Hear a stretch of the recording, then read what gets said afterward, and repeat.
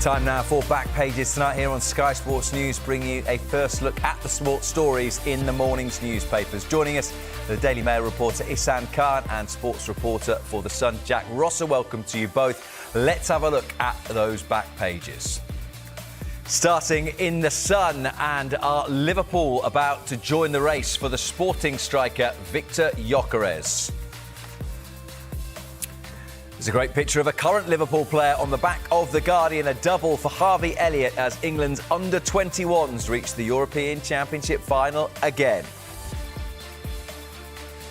Are we reaching the end of the line for Alejandro Garnacho as a Manchester United player? Possibly that stunt of wearing an Aston Villa shirt with Marcus Rashford's name on the back could spell the end of his time at Old Trafford. After England's brilliant win at Headingley in the first test against India, could Jofra Archer return for the second at Edgbaston? Well, the Sussex coach, Paul Farbre, says maybe not quite yet. And on the Express, that similar story of Alejandro Garnacho, and staying with England's cricketers, the man of the match on Tuesday, Ben Duckett says we could chase any big score. But let's start with the transfer, shall we? And that back page of The Sun, Scandi drama, slot ready to join Gyökeres fight as Toon plot record Isach wage deal, that it may just prove too difficult for Premier League champions Liverpool to lure Alexander Isach away from Newcastle this summer, so Victor Gyökeres might be in their sights. Isan, already Jeremy Frimpong is in, Florian Wirtz is in. It looks as though Milos Kerkez will be added to that list, and maybe Liverpool aren't finished at 3. Yeah, well, from an Arsenal perspective, they'll be really worried to hear about this news. Already, they've got this striker situation where they obviously, as everyone pretty much is known for over a year now, they badly need a striker. And now the news that Gyökeres is potentially being chased by Liverpool will be a real concern for them. And as you say, with the signing of Wirtz, Frimpong and Kerkez expected to join the Reds as well, it's a phenomenal start to the window by Liverpool, and it just shows you their intent ahead of next season. Just weeks after winning the title, they're already recalibrating a formidable squad as it is already. So very, very worrying signs for the rest of the league. From a Liverpool perspective, it's a very strong start indeed.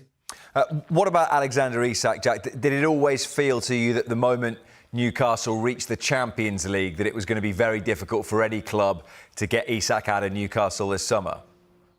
Yeah, absolutely. I think he's absolutely adored there. They're becoming increasingly confident in terms of their PSR position, Newcastle, since they moved, further in under the Saudi ownership. They're getting a bit more flexibility to go out and spend some more money. And the most important money they can spend is tying down players like Alexander Isaac, Bruno Guimaraes, Sandro Tonali, giving them the packages that make them happy at Newcastle to ensure they can sustain what they're doing. They absolutely need to sign some people, but it's going to be a much more attractive club to come and play for with someone like Alexander Isaac. And for him, he's happy, he's settled, he's obviously playing incredibly well.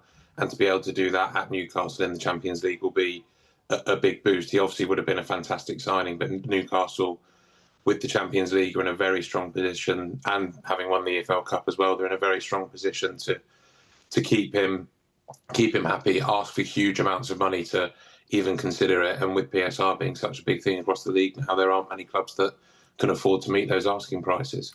Well, PSR is never far away, Hassan. And just on a slightly wider point, I mean, it does seem the flaw with it that a club that have had success on the pitch like Newcastle, who have owners that are prepared to back them, should really ever be in a position where they might have to consider selling someone like Isaac to comply with those rules, doesn't it? That is, which is, I think, the common argument from clubs like Newcastle and Aston Villa, that it's stopping them competing with the big boys on a regular basis.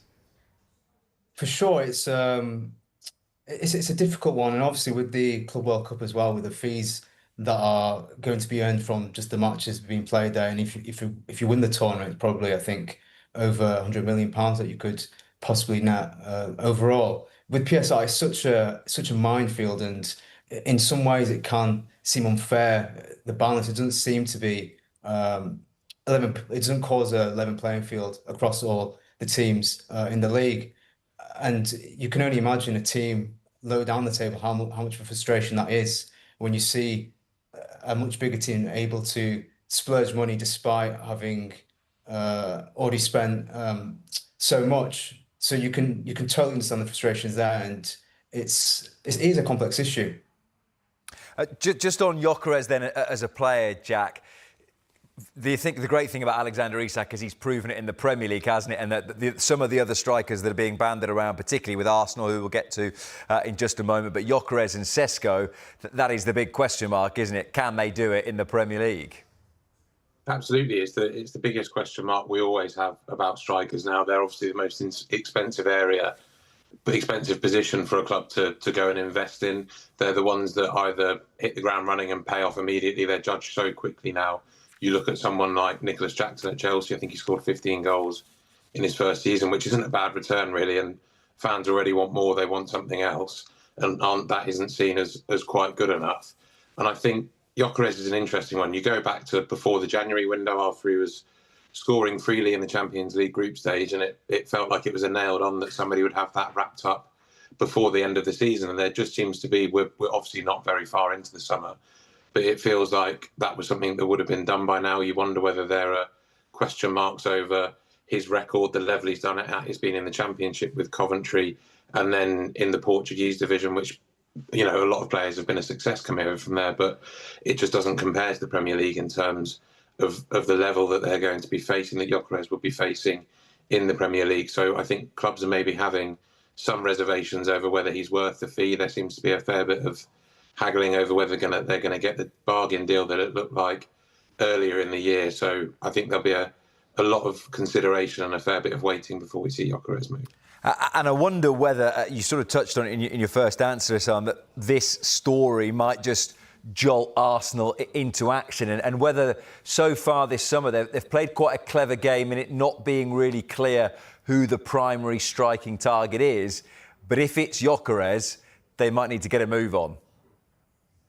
Yeah, absolutely. Thus far, they've been playing Benjamin Sesko and obviously Gyökeres. They've not really signalled who their front runner is. Internally, that they'll be aware, but in terms of the two clubs, the way they've dealt with them is to at least pretend that they're equally interested in both. But with this Liverpool interest, as you say, it might now jolt them into action. From what I understand, Mikel Arteta has said he wants a striker before the pre-season tour, which I think Arsenal fly out July 19th to Asia for their pre-season tour of Singapore and Hong Kong. So in the next couple of weeks, it's going to be absolute crunch time. What is for sure is that Arsenal are definitely going to bring a striker in this window. So it's just a matter of when, not if. And there'll surely be now a few more twists and turns, especially if this interest from Liverpool does materialise and does suddenly start to spiral. Because with the position Liverpool are in, no player is going to just turn their nose at such a side. Anything could happen. Yeah, it's interesting. If you're being hypercritical, Jack, some people will say, well, why didn't you get the striker first? You're closing in on Christian Nørgaard. Zubimendi has been in the pipeline for a long time. Why not sort out the striker? But you would like to think that a recruitment team like Arsenal's can do more than one thing at once. For the price tag and with an expectation that Thomas Partey is about to go, is Christian Nørgaard a smart bit of business? I think he's a perfectly smart signing, but you make the right point that football fans are very fickle in terms of optically, and it is something that, you know, a lot of clubs consider. If they can get a small deal over the line, an easy deal right at the start of the season, some sporting directors and owners and managers even will think, I can't have that being my first signing of the summer. Fans will absolutely kill me for it. It's almost an embarrassing thing. And I'm not saying Nørgaard is that. He's a very well-established Premier League player. Arteta wants more quality in terms of the depth he has in his squad. He's felt it's been too thin, too light on quality coming off the bench this season, and Nørgaard will address that even if Thomas Partey goes.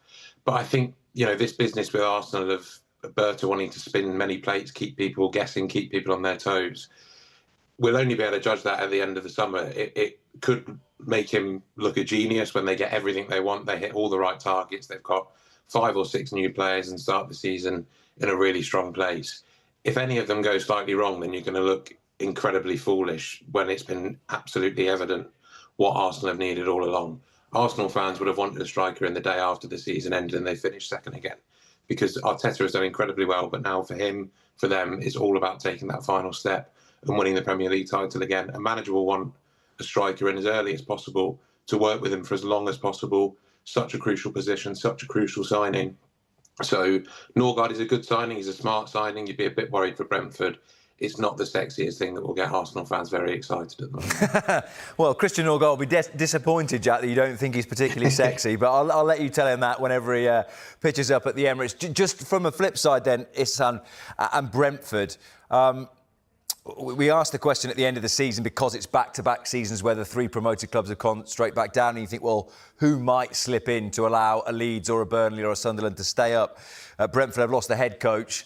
They're about to lose their captain, and they're possibly about to lose Brian and Burmo as well. Should their fans be a little concerned? Oh yeah, absolutely. It's not just small jigsaw pieces that have gone. The major parts of their side now. They've obviously got the set piece coach in charge as manager. If I was a Brentford fan, I'd be quite worried indeed. And Burmo is with his 20 goals last season. He was phenomenal. Thomas Frank did a great job at Brentford. That's not going to be easy to replicate or replace. And now Nrgaard, I know he's only, I think, about 15 million pounds to Arsenal, but he's the captain. So he was also another important piece of that team. So it's three separate pieces of that puzzle to go at once. It's hard to replace one, never mind all three. So they do have a job on that. It can be done, and we've seen before teams lose their key players and rebuild. And Brentford have often in the past been very shrewd and smart with bringing in players, especially little-known players, who then go on to flourish in the Premier League. But yeah, they've got some task on. It's not going to be easy for sure. One of those players who flourished in the Premier League is Brian Burmo. Could he be on his way to Manchester United? Could he be set to replace Alejandro Garnacho as he played his final game at Old Trafford? We're going to take a quick break and talk about his future after a stunt with an Aston Villa shirt has got him in a little bit of trouble. We're back in a few minutes' time.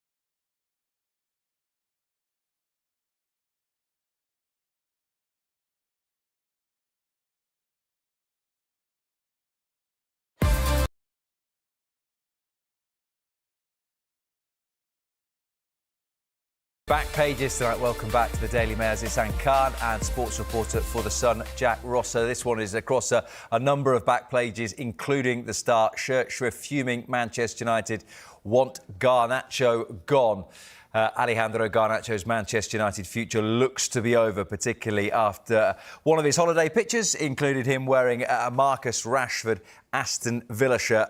Jack, quite frankly, it's looked like the writing is on the wall for Alejandro Garnacho well before this, in terms of him talking after that Europa League final about being disappointed and surprised that he didn't play longer, wasn't included, ironically, against Villa on the final day of the season. I think he knows before he's put this shirt on that he's done at United, doesn't he? Yeah, we've all known from some time which way it's going, really, I think. And the last cruel blow almost was taking him on that post-season tour where he looked incredibly unhappy and caused a bit of trouble, I think, along with a couple of other players. It's quite a sad ending from Garnacho, I think, really. He's clearly a very talented player, and having come through to some point the academy, he's someone that the fans would have absolutely latched on to, someone that can make a difference in games. He's obviously not been as consistent as everyone would have liked, but it's clear that there's a talent there, and for the right price they will absolutely have a market for him. But these are the sort of players that Manchester United should be harnessing and building the future around. And it just feels like, whether it's the player's attitude or not, but you've had issues with Sancho, Rashford, Garnacho over the last few years now, and whether it's all, it might be too much of a coincidence for all three of them to have a serious attitude problem. It must be something to do with the way the club are managing these players and looking after them, and whether it's in terms of the discipline around them or anything like that, it's something they need to get a handle on, because these are some clearly talented players that will be playing elsewhere and will make Manchester United look a bit silly if they go on and succeed incredibly elsewhere. But I think for Garnacho, it's probably maybe a little parting shot, having the way it's all fallen out in the last 6 months or so under Ruben Amorim. But we've all known for a while he's going elsewhere, and if somebody can get that management of him right, there's so many fees that have gone around. I think it says 45 million on the back of one of those papers, and it's been up to 70 elsewhere. I don't know if you get 70 for him, but if you can get Garnacho for 45 and get him playing to the level that everyone knows he's got on a consistent basis, then that could be a fantastic deal for someone. Well, I just wonder, Ihsan, actually, about the point about the fee, to whether Manchester United are even more irked by a stunt like this, because you're sort of playing into the hands of the clubs that might want him in terms of the price, because they say, well, you clearly don't want this guy around if he's going to sit and cause trouble as he is. You want him nowhere near the training ground, and that might knock a few million quid off the price tag, because you know how desperate Manchester United are becoming to get rid of him.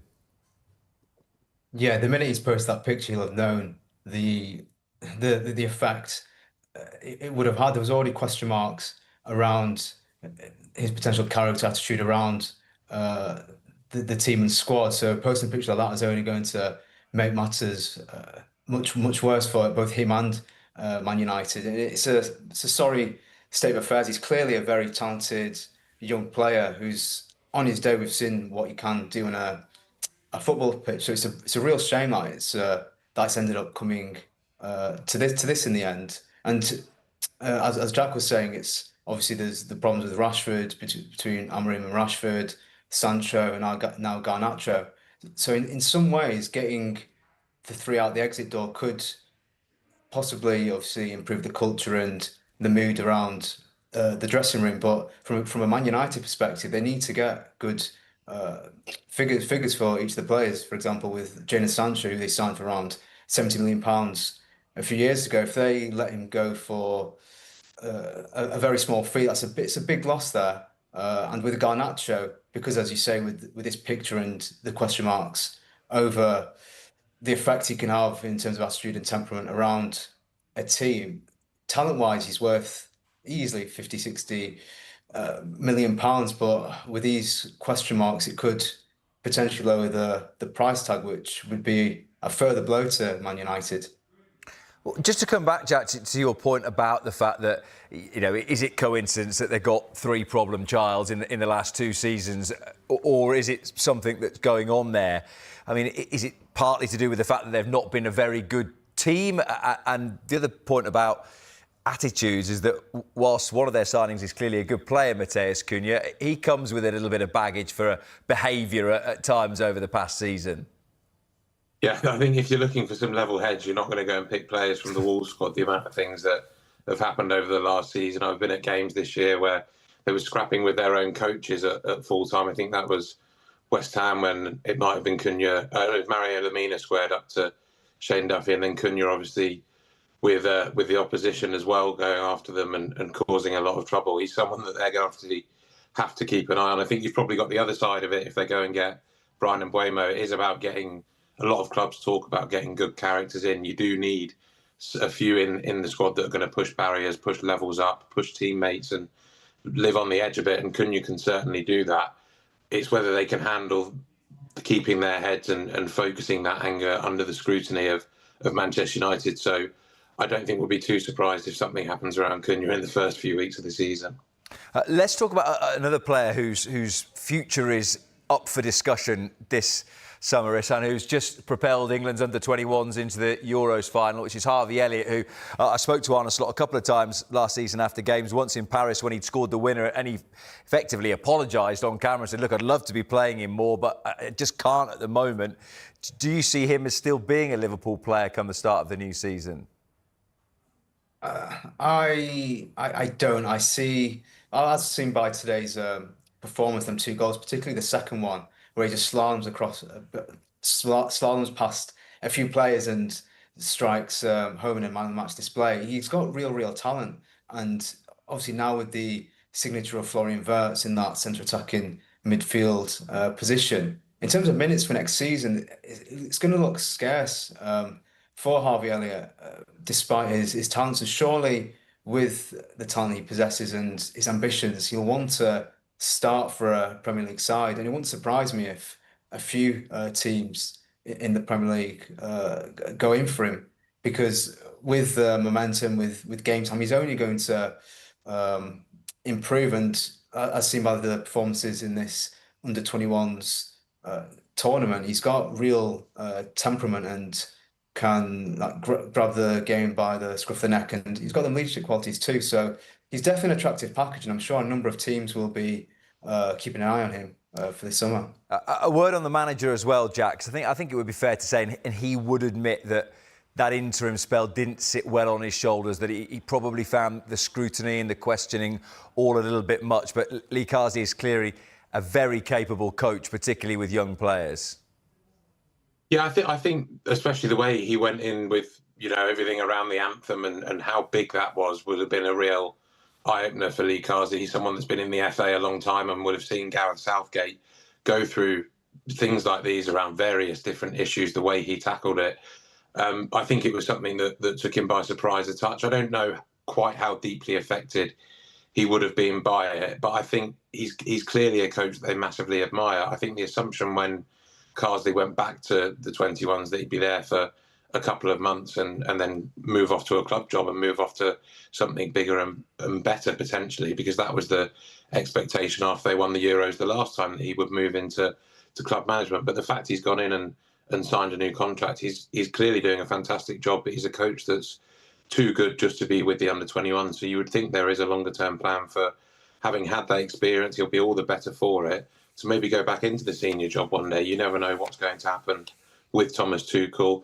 He's someone that often has success and then it blows up into some sort of situation that sees him moving on from somewhere else. He's obviously suggested he might think about going longer than the World Cup, but if he doesn't, if it ends after the World Cup, then I think the FA will have an awful lot of faith in pushing Lee Carsley up again, even despite some of the talking points, the issues, the struggles he had with the media around that interim spell. And I think he was placed in an awkward position in there. He knew for a long time that Thomas Tuchel was coming in and kept being asked about that job, saying he didn't want it, saying he's happy to go back to the 21s. He was put in a very difficult position by the FA with that and not really announcing Tuchel. So I think what he's done is fantastic. There were some question marks over how good this group would be, and he's taken them to another final. So he's clearly a fantastic coach. Just very quickly to finish with you, Jack, I'll stay with you on the cricket and Paul Farbre saying Jofra Archer maybe not quite ready for the second test against India. It would seem very sensible not to hurl him back in too soon. Absolutely. I think it would. I mean, it was 1,500 days, I think it was, between, red ball matches and bowling and first-class cricket. And we all want to see him back playing for England. I think bar Stokes and maybe a bit of tongue knocking the tail over, England's bowling attack wasn't fantastic. If the Indians could hold some of their catches, they wouldn't have lost to England in the first test. Everyone wants to see him back, but we know we have to be so delicate with Jofra Archer. So I think a bit of time would be wise, because while this is an important series, a very important series, we all want him raring to go and fit for the Ashes. Gentlemen, thank you very much indeed for your company this evening. A quick reminder that if you missed any of the show, there is another chance to see Backpages tonight at 1:30. The show is also available as a podcast. Just download Backpages on Apple, Spotify, or wherever you get your podcasts. On the way, all the latest transfer news. Could Brentford be set to lose their captain as Christian Nørgaard closes in on a move across London to Arsenal?